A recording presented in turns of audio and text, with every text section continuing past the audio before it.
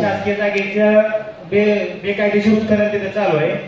कोट्यावधी रुपयाचा दगड चोरून नेलेला आहे. तिथं खानपट्टा मंजूर नाही हे सांगतायत. मंजूर नाही खानपट्टा. त्यावेळेस तहसीलदार साहेब, आपले मंडळ अधिकारी कोरके साहेब आणि 3 तलाठी आणि पोलीस प्रशासनाची ग्रामीणची गाडी अशी एवढे जण तिथे उपस्थित असताना तिथे कारवाई केली. त्या कारवाईचे साहेब माझ्याकडे व्हिडिओ बघा. सगळे व्हिडिओ मध्ये दिसत आहेत.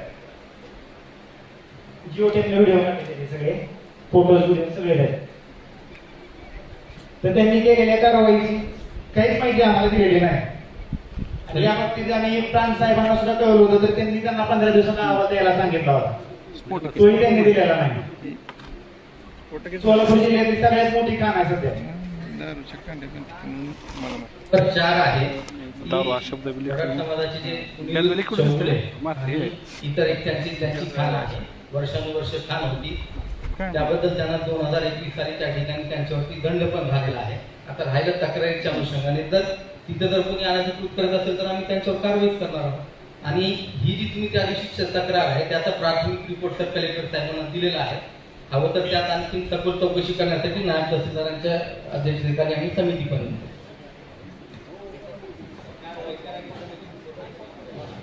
व्हिडिओ बघा आधी. त्या व्हिडिओ मध्ये आपण तिथे उपस्थित आहे. त्या जागेचा आपण पंचनामा केलाय. त्या पंचनाम्यात तुम्ही काय लिहिलेलं आहे त्या पंचनाम्याची कॉपी मी त्याला जोडलेली आहे अर्जाला. 253 जिलेटिनच्या कांड्या आहेत. प्लास्टिकसाठी वापरतात ते जिलेटिन.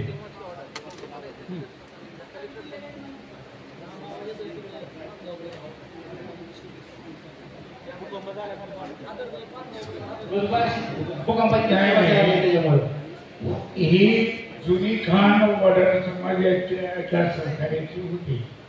मागच ती बंद झाली. त्याचा धंदा बंद झाला, सगळं बंद झालं. मग ही जागा ही सरकारी जागा. हो, वॉटर नेव्ही आज त्याची काय पोझिशन त्याचं, पण तुमचा आता अधिकार आहे का नाही? पोझिशन ठरवल्यामुळं कब्जा कुणाचा? उतार्यावर कुणाचं नाव आहे?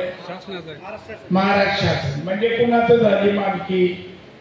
महाराष्ट्र शासनाची झाली. तुम्ही मध्ये बोलू नका, नाही तर बंद करतो आमचं बोलणं.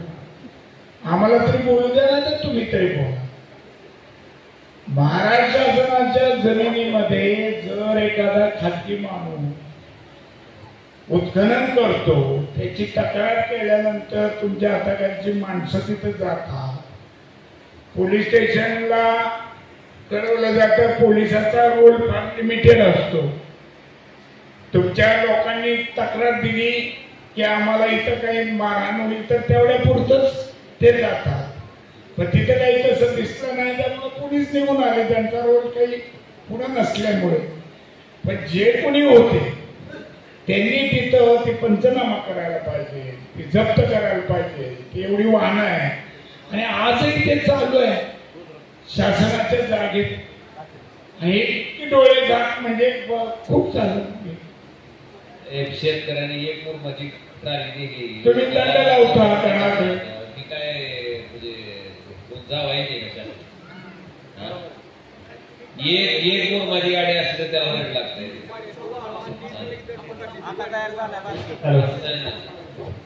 साहेब, तहसीलदार साहेबांनी सांगितलं की खानपट्टा मंजूर आहे.